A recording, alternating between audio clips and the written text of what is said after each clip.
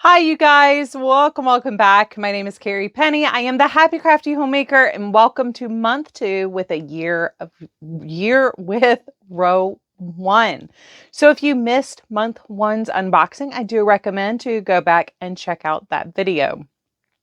As I said there, we're doing 1 year, 1 subscription box. I'm using it up as we go, and I'm sharing the projects as we go along. So I'd originally planned on making a granny square blanket and decided not to do that because that happens in my world where we just decide, nope, that's not what we're going to do. So I did pivot. We will talk about that here in a second. So row 1 is a subscription box. You get little 10-gram minis of yarn, 10-gram minis equaling 100 grams of yarn. And they are focusing in on one dyer every single month. So this is a wonderful opportunity to get to know different dyers and their style and their feel and get a feel for like how they like to play with color. So I think this is a really cool idea. It's $40 a month. If you order 2, you are guaranteed to get 2 separate sets of colors, as well as you also get free shipping in the US. So link in the description box down below of where you may purchase this. I do think that is everything. So month 1, our kit was Red Stag Fiber. Yeah, 2 kits, free shipping, 2 color groups, cost $40. Yeah, okay. So Red Stag Fiber was our first month. We also got a 2026 little stitch marker. And that is all the yarn that I have left from using all of my little mini skeins. And then I do have my stitch markers still in that packet as well. So I am going to make a granny shawl out of mine. This should take 3 to 4 months worth of, it could be month 5 before we have a new project. I don't think we're going to need all of month 4, but we might have a couple of different, I've taken measurements and stuff. I never trust my measurements for these because I'll start making things and be like, no, let's go bigger because I like big shawls. So this is what I have for our first month. This is the first 9 granny squares. Now, I did kind of consciously pair these off into the color groups that I said I thought was really pretty, with the exception of square number 10 here. It will be situated above this blue, but like I really loved these 2 together, and this was kind of a fun little accent to that trio. This dark blue goes really well with this color, but what I loved it with was this Maisie color. This color also looks good with this green color, but I liked it with this purple color a lot, but the lilac was really nice with that purple as well. And then we had the gray, which just kind of was a nice neutral starting point. So I will put the sky up here above the sky blue, but I needed new yarn to work with so I could get to that square. I'm doing a row as you go join, which will change actually now that I'm to this point. I will do triangles of color to fill in the gaps. Troy and I were looking, I swear sometimes that man, he can put into words the problem I'm having. So I thought about doing these on point, which would have meant doing half triangles across the top. That was my original thought. And then I realized I didn't want to join that. Like I didn't want to join it on point. You can do it kind of this semi-join as you go method, but it's not as seamless as I wanted it to be. So I went with this method, and I was asking his opinion. I was like, so this is what I have. To fill in the gaps, I'm going to do triangles. Do you think doing cream triangles or color triangles will look better? And I showed him all the examples of the cream triangles or black. There was a shawl like this that I found that was done in black yarn as the joining color. And he was able to verbalize what my problem was. My problem was it looked like the squares were just kind of appliques hanging out in a void. It didn't look like a cohesive piece when you did that. So I will be doing triangles of color there. So I will spend part of this month's collection of colors filling in triangles and working up to the next row here. But I am joining in a Nomad yarn. I think this is Stratus. I have my tag. Nomad Stratus. And I think this is an 80-20 extra fine merino, 20% nylon. This does not specify superwash, although other than socks themselves, I don't generally machine wash and or dry any of my projects. So hand washing only for me, which let me tell you, takes a bit. Takes a bit. So I loved month one. Obviously, I'm very excited about my project, but I enjoyed working with each little skein, each little bite of color. I shared with some people who don't really knit and crochet, but they thought these were like the cutest little nubbins of yarn. They totally understood the excitement of something like this. So it's actually been fun talking about this with people in my life who don't or aren't this type of crafter. Like, this isn't their thing, but they all loved it. Like, nobody was like, y'all do that over there? Y'all are weird. So I thought that was pretty cool. My stepson got this for me one of my stepsons got this for me for Christmas. It's a Pemberley bag. So this will be my project bag until we finish the shawl. It's kind of the perfect little bag for my project. This month, so we had red stag fiber last month. I did not do any more research to find anything else out.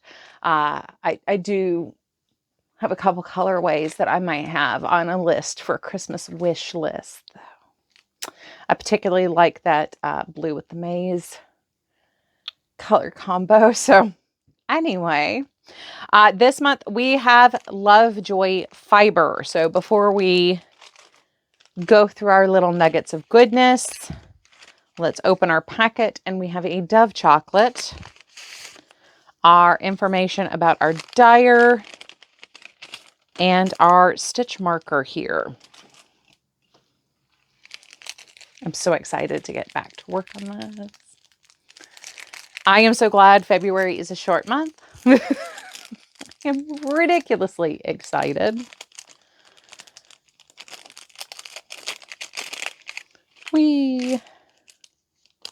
Oh, okay. Well, this actually works out perfect for me, but not probably for the reasons they were thinking. So we have a little heart marker as well as a light bulb marker, which is perfect because one of the things I've been doing recently with my stitch markers is automatically putting a light bulb marker generally through the charm, but I don't know if this charm has room for it. So I can use it as both a crochet marker as well as a knitting marker. So that is this month's stitch marker.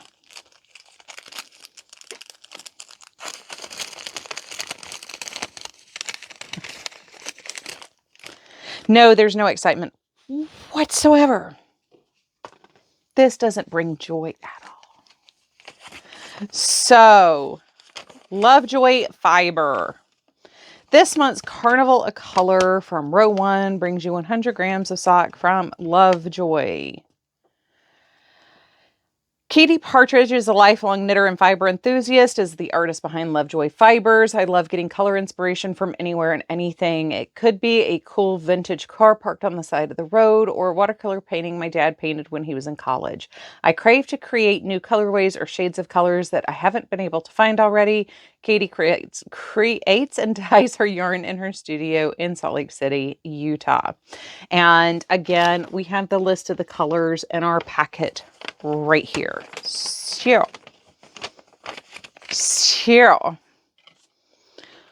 what is in here? I know you guys like understand why they're such. If you've been with me for any length of time, you will know seeing that hot pink and then turning it over and seeing this like almost highlighter purple, you will understand why, just why is Carrie going bananas for this yarn. So I am going to set my basket down here. That way I have a place to set these down and I will not hopefully lose any. So first off, we have Bazaar, which that is just a beautiful tone of this. It's a dusky purple. It's got kind of, or dusky brown. It's got kind of a purple undertone to it, which is one of those colors I actually love quite a bit. So this is perfectly named Funfetti.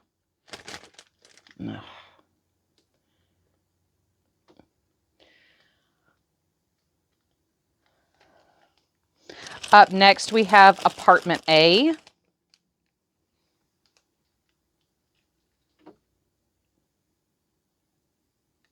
I'm sorry for the blowout here.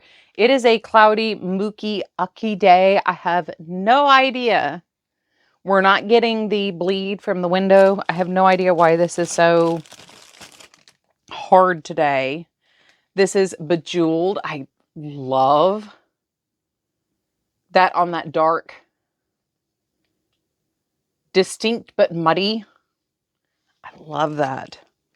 It is very like broody watercolors. Then we have Flirt.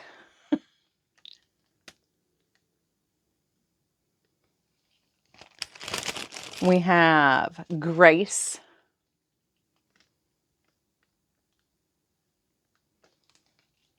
The solids and tonals are definitely better kicked back just a little bit.